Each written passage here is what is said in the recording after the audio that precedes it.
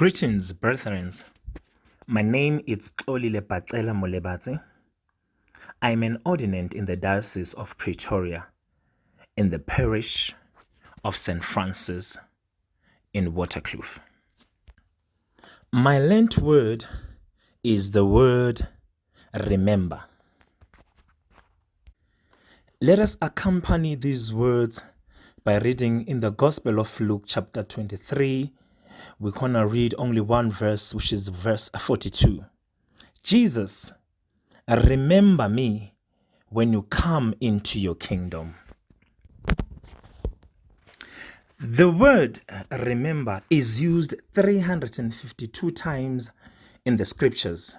When its variants are counted, that jumps to more than 555.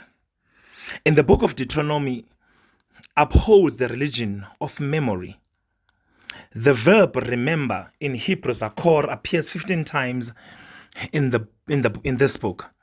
Actually, throughout the entire Old Testament, the memory is a prominent word with no fewer words than 169 occurrences. That means to me that remembering forms a most important part in our religion. By the way, God remembered Noah while he was in the ark with different types of animals. That alone says that to me, that we are worshiping a God that does not forget about us, no matter how far we are in the wilderness. Remembering isn't passive. It is an action that brings the power of Jesus into our lives. As we remember what he has done, it enables us to stop focusing on impossibility and instead focus on the God who does the impossible. Moenie vergeet dat die Here altyd goed doen vir ons nie. Do not forget what the Lord has done for us. By the way, nobody wants to be forgotten. We all want to be remembered by even small contributions we did on earth. That is why even in our grave we want tombstone to be erected in our memory. What would you like us to remember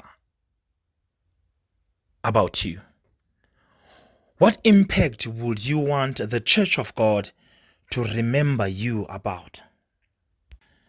But what does God want us to remember about him? In the book of Genesis, he says there is a shalom. In the book of Exodus, he's a cloud by day, a pillar of fire by night. In the book of Leviticus, he takes us from holiness to holiness. In the book of Numbers, he prepares a home for us. In the book of Deuteronomy, our names are at the archives of the faithful. In the book of Joshua, he is the leader of the arms of the holy, of the arms on the horses. In the book of Judges, he's with us. If he's with us, no one is against us. In the book of Samuel, he is the voice in the night. He fights the battles for us. In the book of Kings, he is with us. They are with them. But in Job, he says, I know that my Redeemer liveth. But in the Psalms, he is the shepherd. In the book of Ecclesiastes, he is the wisdom to those that need it. In the book of Proverbs, he will give you knowledge. In the book of Isaiah, he's the name that shall wonder on counselors. In the book of Jeremiah, he's the potter, we are the clay. But in Ezekiel, he is a wheel within the whole. In the book of Daniel,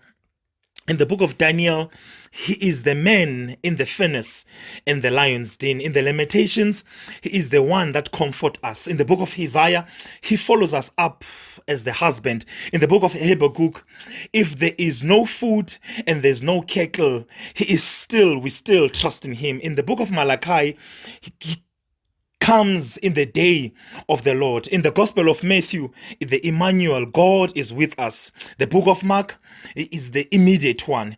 In the book of Luke, he's the great physician.